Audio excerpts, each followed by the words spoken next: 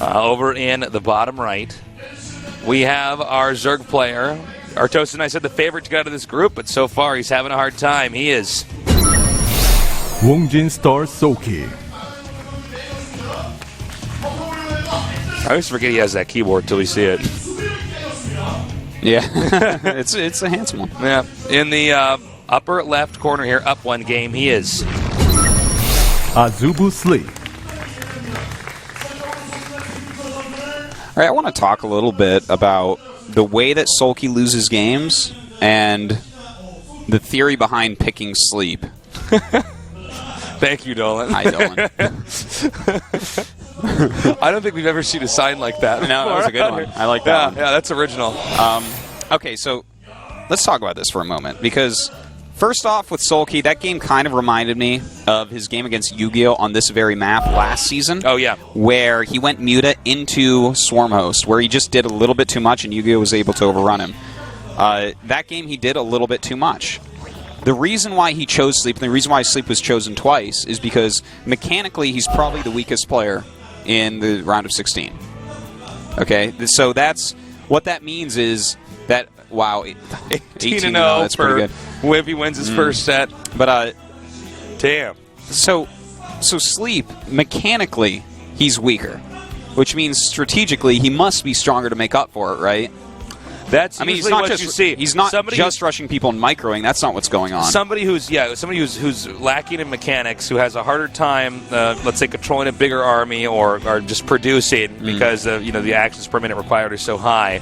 Yeah, usually if guys get deep in tournaments still, like for instance you're in Codas, the most prestigious tournament in the world, you probably have a very good sense of what are planning of reading your opponent. And see, this is something that you have to take into consideration. I feel like Soulkey made a big error there, because when you are playing a mirror matchup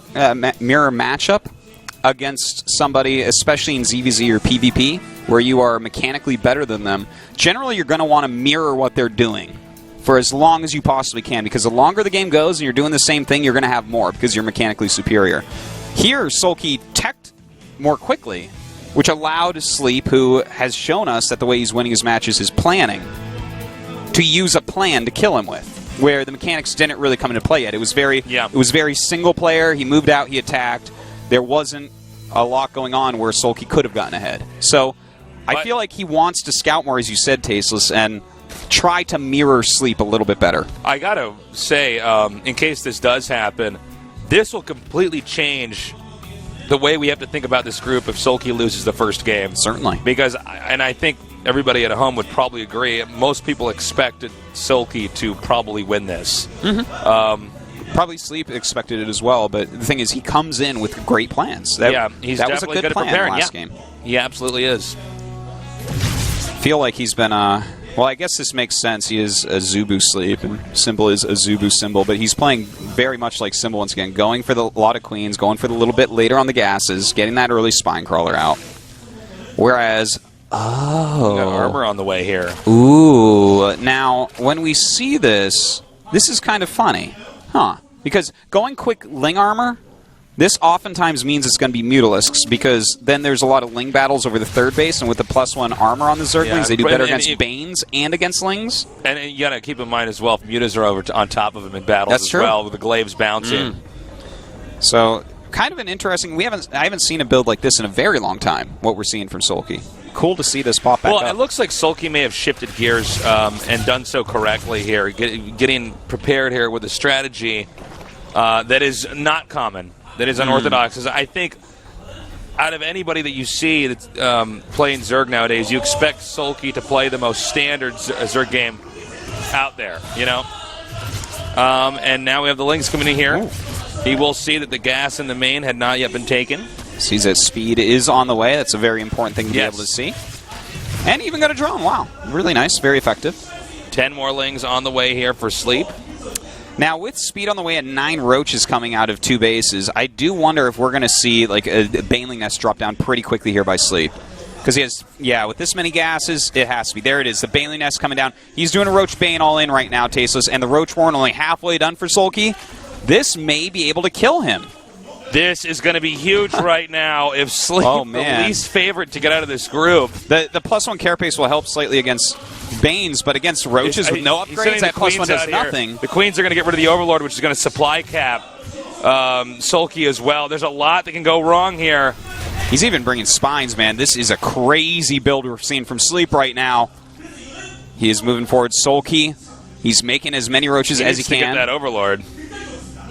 I don't know why he's not shooting that Overlord. I think he actually thinks it's dead.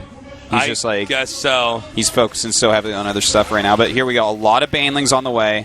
He has to spread those just right, though. You know, it's because he didn't get that Overlord, that does give a slighter, a bit more of an advantage here. Certainly, yeah. You guys are just, with small things like that and intense, tight moments like this, it can be really what it boils down to.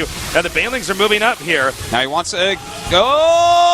Well, that actually wasn't quite as good as he wanted, but you know what? It cleaned out a lot of those Banes, and here Now go the going rest for of the the drones, Banes. the workers! Well, that's a good split right there by Soulkey. A lot of Lings coming down to help clean this up. And Wow, Soulkey Sleep's completely deflected this. Yeah, that was. You know what? Again, we were talking about this earlier.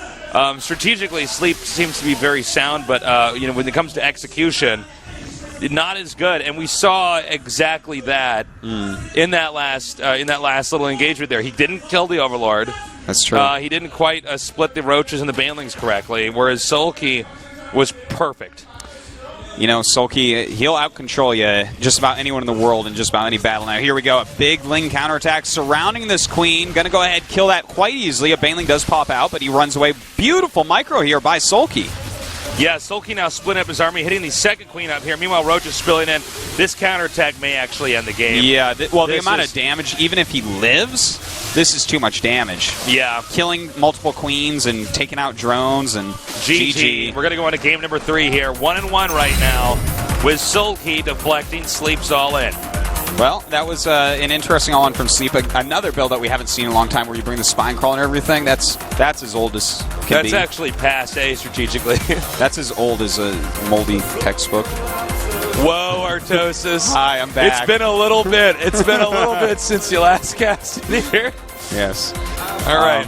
Well, Soulkey, I think Sleep strategy could have worked.